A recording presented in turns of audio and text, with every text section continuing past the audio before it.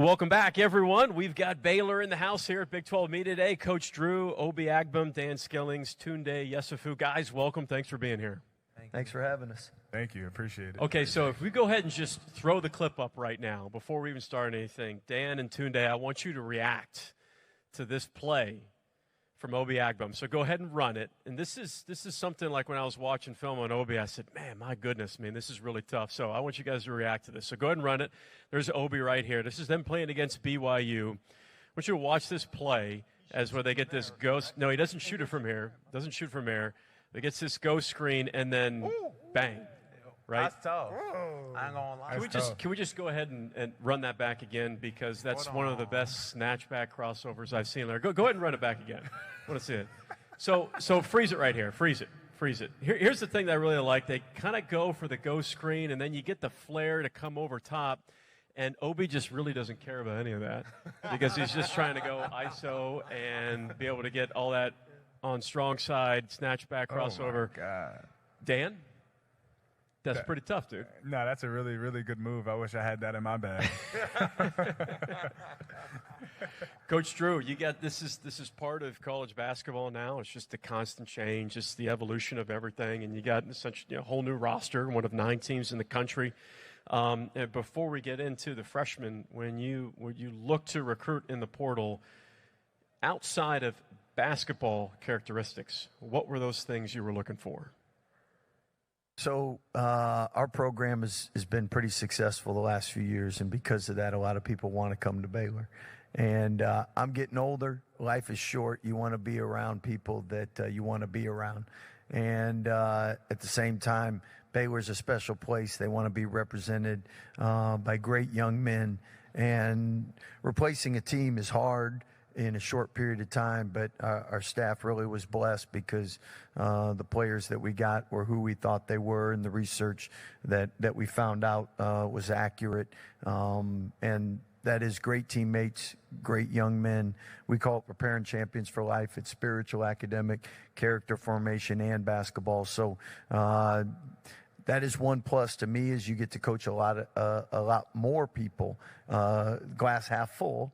But you get to coach a lot more individuals and have a chance to be a part of their lives. And I know we're blessed with the guys that we've ended up with.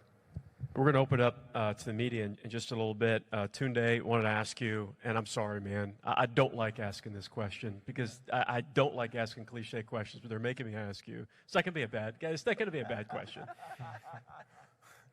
The transition for yourself, you scored 3,600 points in high school, right? And the way that you play and how you play, how do you feel your role is going to play when you go that transition from high school to college? It's always a big jump. I would say the coaching staff, my players, my teammates, they all kind of push me in a good position where I feel really comfortable about it. You know, I'm not nervous. I'm more like excited, just to get out there and compete. But I would say the transition from high school to college was a big jump, but I adjusted to it pretty fast, pretty quick, just because, again, the position that the coaching staff, my teammate, they just put me in was, it wasn't easy. It was hard at sometimes, but, I started getting more comfortable around it and more learning the games, and everything just fall together.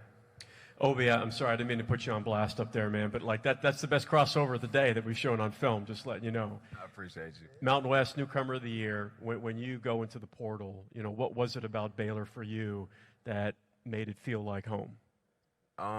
First and foremost, the energy that they had was unbelievable, but just being able to, play somewhere where you can play basketball, but also grow your faith and learn more about Christ, that really stood out to me, just growing my faith and understanding, there's stuff that's way bigger than basketball, and you can, just be a winner at basketball, but I actually want to win at life, so that was one of the biggest things that stood out.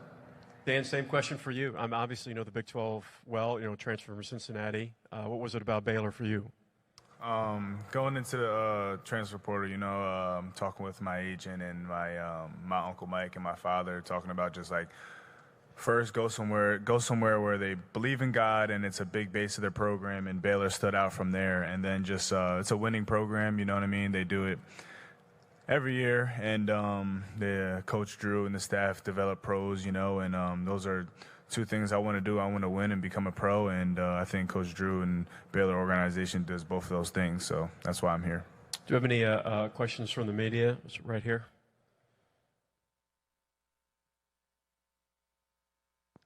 Yeah, Scott, Kevin Sweeney, Sports Illustrated. I'm curious, I know you guys were such a big no-middle defense team when you won the national championship, and I saw a video yesterday about how that's changed with the charge rule. I'm curious, as you update your defensive philosophies to 2025 and the way that the game has changed, how do you envision your teams playing on that end of the floor? Well, that's first and foremost why we got rid of no middle, was because of that. And before, we were pretty good at getting 6 to 8 charges a game. The one thing with the portal we looked at, we wanted to bring in players size, length. That always helps on the defensive end. And then with that, players that would be committed to improving and wanting to play defense. And at the end of the day,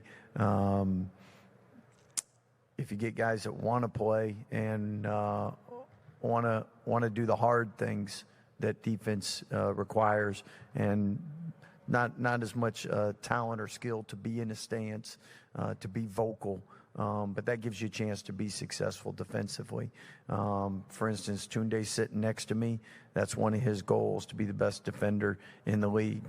And I could go to Obi, same thing. Dan, same thing. Like, they understand the importance of defense, and it starts with them, because most players just think that end exists to get to the other end.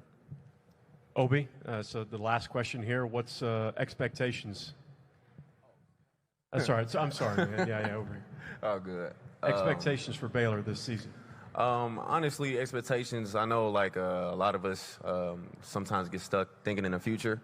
I just kind of wanted this team just to, stay in the present and just approach every day with the mentality that we get to be here and we get to do this and, just be there and win the day. I think if we take it one day at a time and we don't really get too much ahead of ourselves, it's all going to take care of itself. So baby steps to make bigger steps. That's such a floor general answer. Hey, you see why That's we such like a these floor guys. general These guys going to be answer. good coaches one day. Well said, Obi. Guys, thanks for being here. Really appreciate it, and good luck this season. Thank you, guys. Appreciate you.